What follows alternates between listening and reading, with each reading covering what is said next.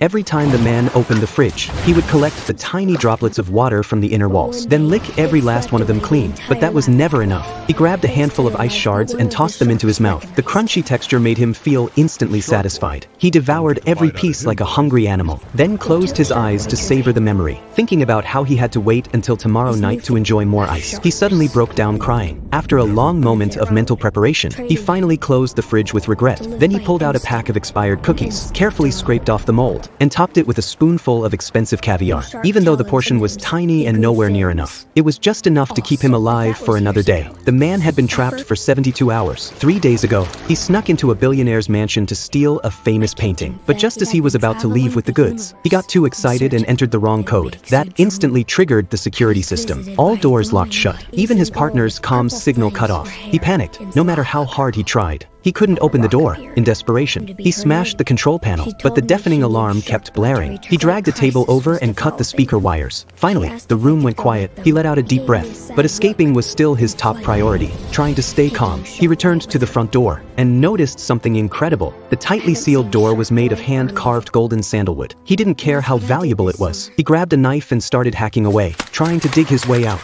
but he failed to notice the nearby control screen starting to glitch. With each strike, he managed to carve a massive hole in the wood. He thought freedom was just inches away, but to his horror, there was a thick layer of steel behind it. He fell into complete despair, his body drenched in sweat from the non-stop effort. He stumbled into the kitchen looking for water, but the faucet was bone dry. The main water valve had been shut off. No doubt, the gas was off too. And somehow, the luxury fridge only had a few expired condiments. Exhausted, he collapsed onto the giant bed, praying for a miracle to happen the next day. When morning came, he noticed something strange. The fruit bowl on the table. Every piece was a decorative stone. That gave him an idea. He grabbed a fake apple, climbed on the bed, and threw it at the window. But the fruit warped while the glass stayed untouched. Meanwhile, the air conditioning had jumped to 33 degrees Celsius. Drenched in sweat, he had no choice but to cool down using the water in the pool.